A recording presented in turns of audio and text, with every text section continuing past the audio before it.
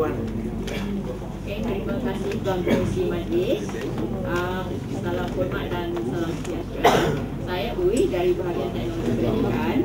Okay, I would like to talk about instructional strategies in developing learning site. Okay, the term instructional design refers to the systematic and reflective process of translating principles of learning and instruction into plans for instructional materials, activities, information resources, and evaluation. Instructional design, or ID, is based upon a scholarly field of understandings about teaching and learning, integrating many learning theories, different types of connective models, and various learning events that match both the learner and the instructor. The ID is a process or plan that a teacher develops to apply instructional theory to ensure that the design of a learning environment or a learning event leads to quality learning outcomes. In the other words, instructional design is the process of deciding on the best teaching methods to bring about changes in students' knowledge and skills. Significantly, the selection of an instructional strategies is part of an overall process of instructional design. A well-designed generative instructional strategies as part of an instructional design motivates the learner to actively make connection between what the learner already knows and the new information.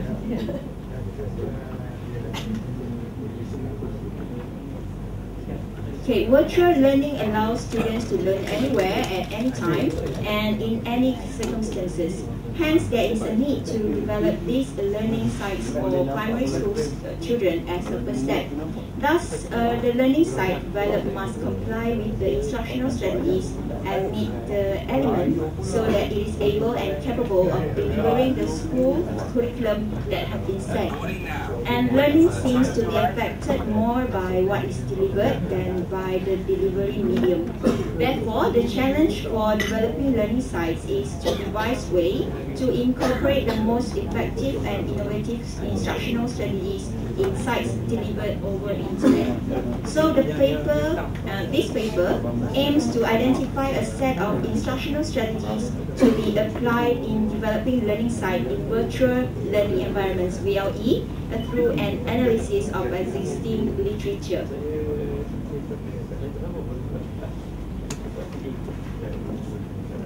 The dig and carry model is based on reductionist model of breaking instruction down into 10 smaller components. Instruction is specifically targeted on the skills and knowledge to be taught and supplies the appropriate conditions for the learning of these outcomes. Accordingly, it is important to realize that instructional strategies play a significant role in developing learning sites in VLE. A learning site developer should be able to create the learning activities that will transfer and reinforce the skills and knowledge formulated in the performance objective, as well as the sequence, the learning content in the order that will provide the best learning environment. Okay, this is an overview of instructional strategies. A developer of a learning site creates the learning objective or task to achieve the ideal learning outcome due to the learner's knowledge needs by designing instruction. For that, the developer needs to be consider what instructional strategies they may use to help the learner reach the objective. These are components of instructional strategies have been listed. The simple to complex sequence of instruction and learning is more learner-centered and less teacher or content-centered. This method allows the proper scope and sequence of connected chunks of instruction within simulation, problem-based learning, situated learning design.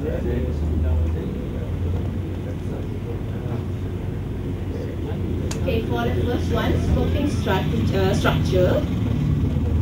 Considering question of context and intent helps to set priorities and make the purpose of the learning and teaching experience clear to all those interested and involved in the learning experience.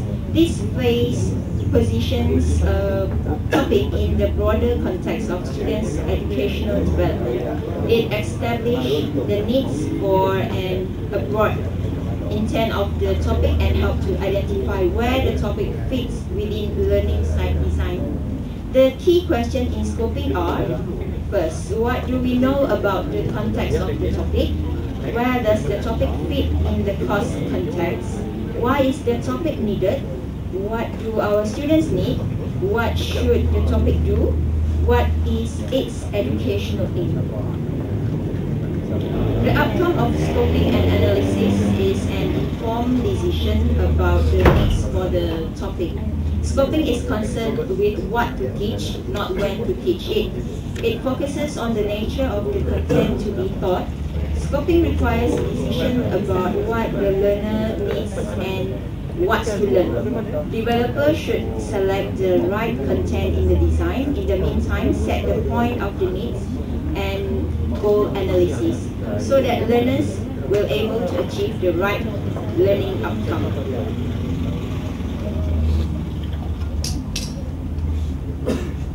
So there are two sequencing strategies. Sequencing requires the developer to make decisions about how to group and order content. There are some factors when sequencing make a difference to the success of instructional design. First, the strength of the relationship between the topics. Second, the size of learning event. Usually when topics are closely related, as the size of the course increases, so does the importance of sequencing, because most learners will have a tough time organizing improperly sequenced topic. The sequencing is critical if it took more than a couple of hours to learn each topic. The relationships between the topics is important to design a sequenced learning event. Good relationship between topics means there is a need for care and attention to module sequencing.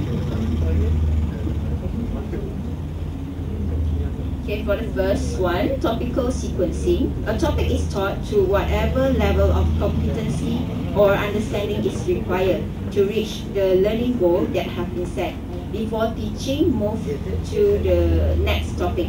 In this case, learners can focus on what topic and learn it deeply without skipping to another topic. All materials are used at one time. Second one, spiral sequencing. For spiral sequencing, learners master a topic gradually in several passes. Learners learn the basics of one topic and move on to another topic. They even can choose topics. The movement continues until mastery is reached for all topics.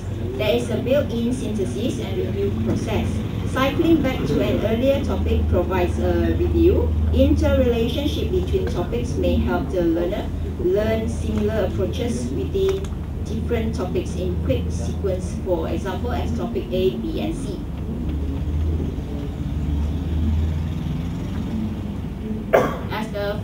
As for conclusion, the instructional strategies framework discussed is clearly a work in progress. However, additional principles will be added as the learning site in VLE continue to develop and evolve.